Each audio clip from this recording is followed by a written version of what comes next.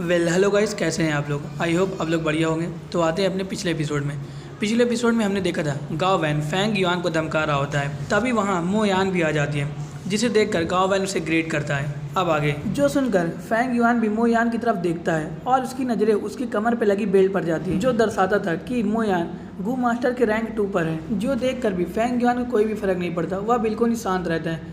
तभी मो यान उसके पास आती है और उससे कहती है, तो तुम हो फैंग युआन, मैं देख रही हूँ तुम अपने फूड को बहुत अच्छे से एंजॉय कर रहे हो, तो क्या तुम मेरे पंचेस का भी स्वाद चखना चाहोगे। ये बहुत ज़्यादा टेस्टी हैं, शायद तुम्हारे फूड से भी ज़्यादा। लेकिन फिर भी फैंग युआन एकदम शांत रहता है और कुछ भी नहीं कहता। थोड़ी देर बाद वह उससे कहता है, तुम्हें किसने कहा कि मैं फैंग युआन। जो सुनकर मोयान को भी डाउट आता है और वह कहती क्या। इसके बाद वह गाओ वैन की तरफ देखती है तो गाओ वैन की फट जाती है और वह कहता है, यंग मिस ये। लेकिन फिर वह शांत हो जाता है। अब ये देखकर मोयान को और भी डाउट आने लगता है और वह कहती है, अच्छा तो ये फैंग जैंग है।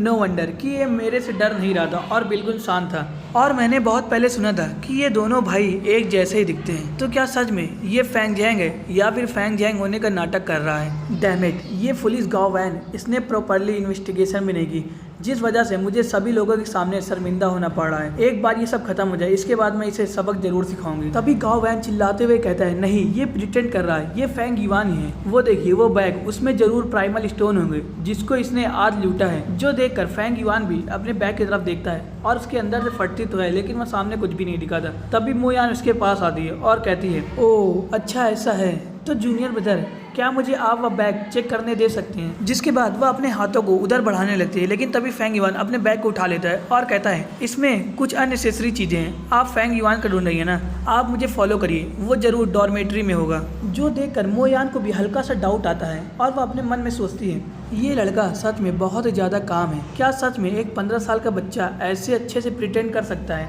और अगर सच में इस बैग में प्राइमल स्टोन है तो भी मैं 100% श्योर नहीं हूँ कि ये फैंग युआन ही है। और अगर जल्दबाजी में मैंने इसके साथ कुछ कर दिया और ये फैंग युआन के दर पर फैंग जैंग निकला तो मैं बहुत ही ज़्यादा दिक्कत में आ जाऊंगी। नहीं, मैं अभी ऐसा कुछ भी नहीं कर सकती, क्योंकि फैंग जैंग जो है वो हमारे क्लैन में एक राइजिंग स्टार है और वह हमारे क्लैन के लिए एक होप है। अगर उसके साथ कुछ भी उल्टा सीधा होता है तो मैं बहुत दिक्कत में पड़ जाऊंगी। नहीं, मुझे ऐसे रिस्क नहीं लेना चाहिए। लेकिन क्या हो अगर ये सच में फैंग युआन हो। नहीं, मुझे अपना गार्ड डाउन नहीं करना और इसे फॉलो करना चाहिए। जिसके बाद वह फैंग युआन को रास्ता दिखाने के लिए कहती है और फैंग युआन के साथ एकेडमी की तरफ निकल जाती है। जिसके बाद सीन हमें एकेडमी का दिखाया जाता है, जहां 2 गार्ड इन लोगों को रोक देते हैं और इन्हें अंदर नहीं जाने दे रहे होते हैं। जो देखकर मोयान को बहुत ही गुस्सा आता है और वह कहती है, तुम्हारी इतनी हिम्मत, क्या तुम मुझे नहीं जानते मैं कौन हूँ। जो सुनकर वहाँ 2 खड़े हुए गार्ड हल्के से स्माइल करते हुए कहते हैं, यंग मिस, हम आपको जानते हैं, आप यंग मिस मोयान हैं और हमें यकीन है कि यंग मिस को भी ये मालूम होगा कि क्लैन के अंदर एक स्ट्रिक्ट लॉ है और इस लॉ के अकॉर्डिंग सिर्फ क्लैंस के गू मास्टर ही एकेडमी के अंदर जा सकते हैं और उनके अलावा कोई भी एकेडमी के अंदर नहीं जा सकता। आपको भी लग रहा होगा कि मोयान तो गू मास्टर है तो उसे अंदर क्यों नहीं जाने दे रहे हैं। तो वो अंदर जा सकती है, लेकिन उसके साथ जो 3 गार्ड और हैं वह अंदर नहीं जा सकते। इसलिए मोयान डोर पर खड़े हुए गार्ड से बहस कर रही होती है कि इन्हें भी अंदर जाने दो। जिसके बाद उन दोनों गार्ड्स में से एक गार्ड कहता है, यंग मिस, चलिए हम एक डील कर लेते हैं, आप अपने साथ सिर्फ एक गार्ड को अंदर लेकर जा सकती हैं। जो सुनकर मोयान मान जाती है और गाओ वैन को अपने साथ चलने के लिए कहती है। जिसके बाद वह फैंग युआन को फॉलो करते करते डॉर्मेट्री की तरफ पहुंच जाते हैं। जिसके बाद फैंग युआन डोर को ओपन करता है और अंदर चला जाता है। जो देखकर मोयान इधर उधर फैंग युआन को खोजने लगती है, लेकिन उसे कोई वहाँ नहीं दिखता। जो देखकर मोयान फैंग युआन से कहते हैं, जूनियर ब्रदर, इस चीज़ का मैं क्या मतलब समझूं, यहाँ तो कोई भी नहीं है। जो सुनकर फैंग युआन कहता है, क्या मैं यहाँ नहीं हूँ। जिससे मोयान को गुस्सा आता है और वह कहती है, मैं यहाँ फैंग युआन को ढूंढ रही हूँ। जो सुनकर फैंग युआन हंसते हुए कहता है, तो मैंने तुमसे कब कहा कि मैं फैंग युआन नहीं हूँ। ये सुनकर मोयान को बहुत ज़्यादा गुस्सा आता है और वह इविल स्माइल करते हुए कहती है, तो अच्छा तुमने मेरे साथ खेलने की कोशिश की तो अब मरो। और वह गुस्से में फैंग युआन की तरफ अटैक कर देती है, लेकिन जैसे ही उसका हाथ फैंग युआन के फेस के सामने पहुंचता है, फैंग युआन उससे कहता है, मोयान, तुम्हारे लिए बहुत अच्छा होगा कि तुम इसके बारे में एक बार दोबारा सोचो। क्या तुम क्लैंस के लॉ के खिलाफ जाना चाहती हो। क्या तुम भूल गई हो कि क्लैन में एक स्ट्रिक्ट लॉ है कि एकेडमी के अंदर कोई भी स्टूडेंट अगर है तो वह बिल्कुल सेफ है और कोई भी अलाउड नहीं है कि डॉर्मेट्री में आकर किसी भी स्टूडेंट को कैप्चर कर सके। यहाँ तक कि तुम मुझे छू भी नहीं सकती।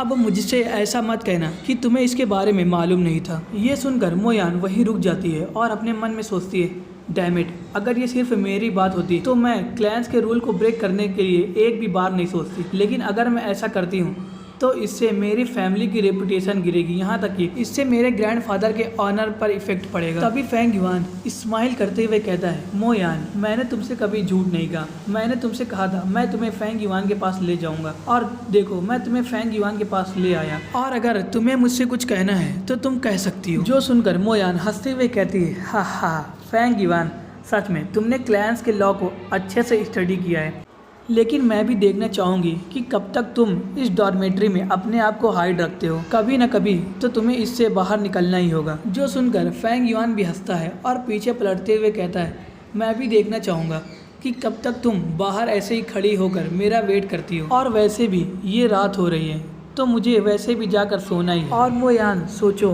क्या हो जब कल सब देखें कि मैं क्लास अटेंड नहीं कर रहा और एल्डर्स मुझसे पूछने के लिए आए, तो तुम्हें क्या लगता है मैं उनसे क्या कहूँगा।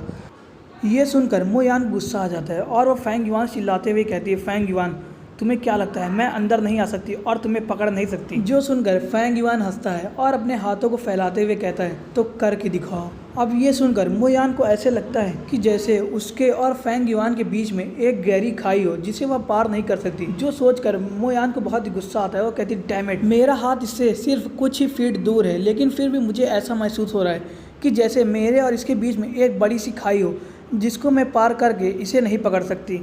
जिसके बाद फेंग युआन मुड़ता है और बेड पर जाकर अपने कल्टीवेशन स्टेट पर बैठ जाता है और अपने मन में सोचता है, सच में ये ह्यूमंस की एक पैथेटिक साइड है। सच में कभी कभी लोगों को रोकने वाली चीज़ें उनकी शारीरिक बाधा नहीं होती, बल्कि यह मानसिक बाधा होती है जो उन्होंने खुद अपने ऊपर लगाई होती है। ह्यूमैनिटी लगातार कोशिश करती रहती है कि वह ज़्यादा से ज़्यादा नॉलेज को इकट्ठा कर सके, जिससे वह इस वर्ल्ड को जान सके और इस वर्ल्ड के रूल को कम्प्रीहेंड कर सके और उनका अच्छे से यूज कर सके। लेकिन अगर वह ऐसे ही लगातार रूल्स के अंदर बंधते जाएंगे तो वह जिस नॉलेज की तलाश कर रहे हैं वह उससे दूर होते जाएंगे। यहाँ तक कि तुम अपने रैंक 2 कल्टीवेशन के साथ भी सिर्फ मुझे घूर ही सकती हो और तुम्हारे अंदर इतनी करेज नहीं है कि तुम कोई एक्शन ले पाओ। सच में ये कितनी दुखद बात है। मो यान फेंग युआन को गुस्से में घूर रही होती है और वह मन में सोचते हुए कहती है, इस बास्टर्ड के अंदर इतनी हिम्मत कि मैं यहाँ खड़ी हूँ फिर भी ये मेरे सामने कल्टीवेट करने की हिम्मत करता है। मुझे बहुत ही गुस्सा आ रहा है। और वह फेंग युआन से गुस्से में कहती है, तुम बास्टर्ड काउवर्ड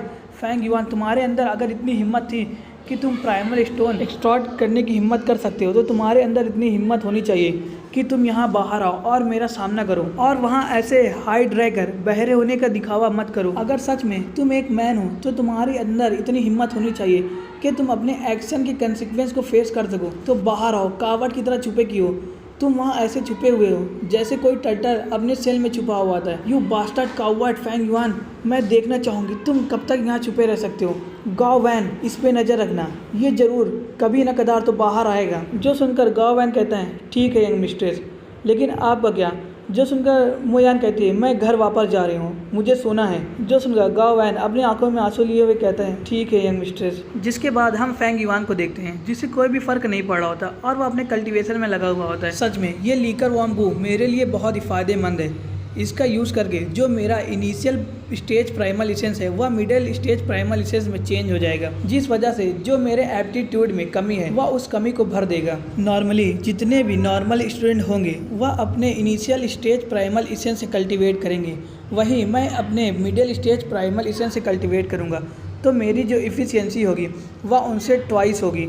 और साथ ही साथ जब मैं अपने मिडिल स्टेज प्राइमल एसेंस का यूज़ करके अपने मून ब्लेड को शूट करूंगा तो जो मेरा मून ब्लेड होगा वह इनिशियल स्टेज के कंपेयर में बहुत ही ज़्यादा पावरफुल होगा। और यही अभी मेरा इस समय ट्रम्प कार्ड है। जिसके बाद वह अपने कल्टीवेशन में बिजी हो जाता है और अपने कल्टीवेशन करने लगता है। जिसके थोड़ी देर बाद वह कहता है, फाइनली मेरा जो इनिशियल स्टेज प्राइमल एसेंस है वह रैंक अप हो गया है और अब मिडिल स्टेज प्राइमल एसेंस में बदल गया है। जिसके बाद वह इविल से स्माइल देते हुए कहता है, अब मेरा टाइम आ गया है कि मैं अपने कुछ पुराने बिजनेस को सेटल कर लूँ। फेंग युआन को आंखें खोलता देख गाओ वैन उससे कहता है, बास्टर्ड, फाइनली तुमने अपनी आंखें खोल ली।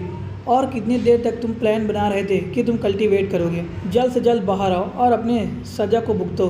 तुमने हमारे यंग मास्टर मोबाई को पीटने की हिम्मत की, अभी नहीं तो कभी न कभी तो यंग मिस तुमसे बदला लेकर ही रहेंगे। लेकिन फेंग युआन इसके रिप्लाई में उससे कुछ भी नहीं कहता और वह इधर उधर मोयान को ढूंढने लगता है। जब उसे मोयान कहीं भी नहीं दिखती तब वह सोचता है तो इसका मतलब सच में वह यहाँ से चली गई है। तभी गाओ वैन उससे चिल्लाकर कहता है, हे तुम मेरी बात सुन भी रहे हो? तुम्हारे पास तो सोने के लिए एक कमरा भी है और बिस्तर भी है, लेकिन मुझे सारी रात यहाँ बाहर खड़े रहना पड़ेगा। हे अगर तुम जल्द से जल्द बाहर नहीं आए तो मैं खुद ही अंदर आ जाऊंगा, तब तुम्हारी खैर नहीं। लेकिन फेंग युआन उसे इग्नोर मार देता है और अपने कल्टीवेशन पोजीशन में बैठकर सोचता है, अगर तुम्हें अंदर आने की हिम्मत होती तो तुम कब का आ चुके होते। जिसके बाद वह कहता है, सबसे पहले मुझे अपने प्राइमल सी को फिल कर लेना चाहिए क्योंकि मेरा प्राइमल सी बिल्कुल खाली हो गया है। जिसके बाद वह प्राइमल स्टोन निकालकर अपने कल्टीवेशन को स्टार्ट कर देता है। उसे कल्टीवेट करता हुआ देख गाओ वैन को बहुत गुस्सा आता है और वह उसे गाली मारते हुए कहता है, बास्टर्ड तुम सिर्फ सी रैंक के हो, अगर तुम अपने पूरी लाइफ भी कल्टीवेट करोगे तो तुम सिर्फ रैंक 2 तक ही पहुंच पाओगे। तो इससे अच्छा तो यही है कि तुम कल्टीवेट ही ना करो। तुम्हारे जैसा ट्रैश हमारे मो फैमिली के मैच का नहीं है, तो जल्दी करो और बाहर आओ। लेकिन फिर भी फेंग युआन कुछ भी रिएक्शन नहीं शो कर रहा था, जो देखकर गाओ वैन उसे गाली देते हुए कहता है, तुम ब्रैड क्या तुम बहरे हो चुके हो? क्या तुम्हें सुनाई नहीं दे रहा कि मैं तुमसे बात कर रहा हूँ? जिसके बाद हम फेंग युआन को देखते हैं जो अपने मन में सोचता है, सच में जो मेरा सी ग्रेड का टैलेंट है वह मुझे आगे बढ़ने से रोक रहा है। मैंने आज रात 3 प्राइमल स्टोन यूज़ कर लिए हैं। भले ही मेरे पास अभी बहुत सारे प्राइमल स्टोन हैं, लेकिन यह हमेशा के लिए तो नहीं रहेंगे। लेकिन अगर कोई स्पीड और एफिशिएंसी दोनों चाहता है तो उसे यह प्राइस तो पे करना ही होगा। छोड़ो इन सब चीज़ों को, पहले मैं इस हट्टे कट्टे बंदे से डील कर लेता हूँ। जिसके बाद फेंग युआन बाहर आने लगता है। उसे बाहर आते देख गाओ वैन बहुत ही खुश होता है और कहता है, आखिरकार तुमने बाहर आने के लिए डिसाइड कर ही लिया। और वह उसके सामने जाकर खड़ा हो जाता है और गुस्से में कहता है, तुम्हें मालूम है तुम्हारे वजह से मुझे कितनी ज़्यादा तकलीफ झेलनी पड़ी है। लेकिन तभी फेंग युआन उसके पेट पर वार करता है, लेकिन गाओ वैन उसे अपने हाथों से ब्लॉक कर लेता है और वह गुस्से में कहता है, तुम बास्टर्ड फेंग युआन, तुम अपनी मौत की तलाश कर रहे हो। और वह उस पर अटैक करने के लिए आगे बढ़ता है, लेकिन फेंग युआन लगातार उस पर अटैक कर रहा होता है और गाओ वैन उसे अपने हाथों से ब्लॉक कर रहा होता है। जो देखकर फेंग युआन सोचता है, सच में ये गाओ वैन इसने पहले ही मोटर लिमिट को रीच कर दिया है। और अगर मेरी इस बॉडी के हिसाब से देखा जाए तो मिली कमबैक में मैं इसका कोई भी मैच नहीं हूँ। यहाँ तक कि मुझे डर है कि ये मुझे मार भी सकता है। वही गाओ वैन सोचता है, सच में ये विशियस लिटिल बास्टर्ड ये हमेशा से ही लड़ने के लिए तैयार था। ये लगातार मेरे वाइटल पॉइंट पर ही अटैक कर रहा है। इसमें कोई सरप्राइज की बात नहीं है कि यंग मास्टर मोबाई इसके सामने बिल्कुल ही नहीं टिक पाए और वह बुरी तरीके से हार गए। तभी फेंग युआन अपने पैरों से अटैक करता है, लेकिन गाओ वैन उसे ब्लॉक कर लेता है। तो फेंग युआन अपने हाथों से उस पर अटैक करने की कोशिश करता है, लेकिन गाओ वैन उसे भी ब्लॉक कर लेता है और उस पर एक जोरदार मुक्का मारता है जो फेंग युआन डॉज कर लेता है और वह पंच डायरेक्ट पीछे जाकर दीवार से टकराता है, जिससे दीवार में गड्ढा हो जाता है। जो देखकर गाओ वैन कहता है, हे भगवान, ये मेरे सारे अटैक को डॉज कर रहा है, यहाँ तक कि ये मेरे वाइटल पॉइंट को एम कर रहा है। ऐसा लग रहा है ये मुझे मारने की कोशिश कर रहा है, लेकिन मैं इसको मार नहीं सकता क्योंकि अगर मैं इसको मारता हूँ तो गु युए क्लैन मुझे पूरी तरीके से नष्ट कर देगा। इससे कोई फर्क नहीं पड़ता कि यह कितना स्ट्रांग है, लेकिन अभी ये एक बच्चा ही है और इसकी जो फिजिकल एबिलिटी है वह मुझसे ज़्यादा तो नहीं होगी। और अगर एक बार मैं इसे अच्छे से कैप्चर कर यंग मिस को दे दूं तो वह मुझे ज़रूर रिवॉर्ड देंगी। गाओ वैन अभी यही सब सोच रहा होता है कि फेंग युआन तभी उसके सामने आ जाता है और अपने 2 उंगली से उसकी आंखों पर एम करके अटैक करता है, लेकिन गाओ वैन उसे ब्लॉक कर लेता है और फेंग युआन पर एक जोरदार पंच मारता है, जिसे फेंग युआन ब्लॉक कर पीछे आता है। तभी गाओ वैन उसके तरफ दौड़ते हुए आता है और उस पर लगातार अटैक करने लगता है और फेंग युआन उसे लगातार डॉज कर रहा होता है। जो देखकर गाओ वैन कहता है, तुम बच्चे, तुम मुझे कभी भी नहीं हरा सकते और क्लैंस का ये रूल है कि तुम एकेडमी के अंदर अपने गु का यूज नहीं कर सकते, तो अब तो तुम्हारा मेरे सामने जीतने की कोई चांसेस ही नहीं है। जो सुनकर फेंग युआन सोचता है, हाँ मुझे अपने मूनलाइट गु का यूज़ करना चाहिए। जिसके बाद वह सोचता है, मुझे सबसे पहले अपने प्राइमल स्टेज को कंट्रोल कर मूनलाइट गु के अंदर डालना होगा और मुझे एक अच्छे से मौका देकर इस पर वार करना होगा ताकि जो मेरा मिडिल स्टेज का प्राइमल स्टेज है वह भी ना सो और ये मारा भी जाए।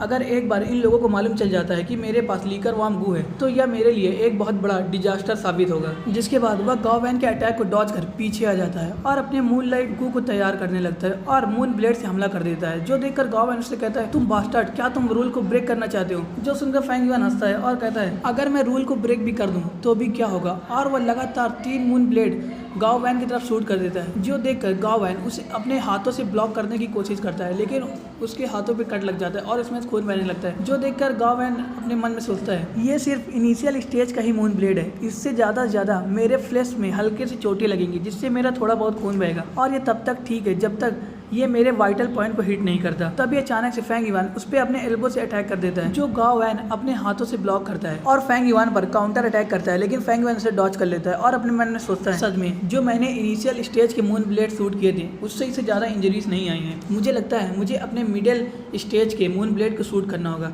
तभी उससे कुछ हो पाएगा। जिसके बाद फेंग युआन अपने मिडिल स्टेज के मून ब्लेड को शूट करता है, जिसे शूट करता देख गाओ वैन हंसता है और उसे देखकर कहता है तो तुम दोबारा मून ब्लेड शूट करना चाहते हो तो तुम इसे भी ट्राई कर सकते हो, ये मेरा ज़्यादा कुछ भी नहीं बिगाड़ पाएगा। और वह अपने हाथों से उसे ब्लॉक करने की कोशिश करता है, लेकिन क्योंकि ये मिडिल स्टेज का मून ब्लेड था तो जब वह गाओ वैन के हाथों से टकराता है तो यहाँ तक कि उसके बोन तक को भी कट कर देता है, जिससे उसे बहुत ही तेज़ दर्द होता है। जो महसूस कर वह सोचता है आखिर एक इनिशियल स्टेज का जो मून ब्लेड है वह सिर्फ मेरे मसल में हल्का बहुत कट लगा सकता है, लेकिन ये तो मेरे बोन्स तक को भी कट कर पा रहा है। आखिर ये पॉसिबल कैसे? नहीं, ये जरूर कुछ छुपा रहा है। और वह वहाँ से भागने लगता है। जो उसे भागता देख फेंग युआन कहता है भागने की कोशिश कर रहे हो, इसका कोई फायदा नहीं है। और वह अपने मून ब्लेड को तैयार करने लगता है और वहीं गाओ वैन भागने लगता है और जोर जोर से चिल्लाने लगता है कि कोई मेरी प्लीज़ हेल्प करो, कोई मुझे बचाओ प्लीज़। ये आवाज़ बाहर खड़े गार्ड को भी सुनाई देती है, तो उनमें से एक गार्ड कहता है लगता है कोई हमसे चिल्लाकर मदद मांग रहा है। जो सुनकर दूसरा गार्ड कहता है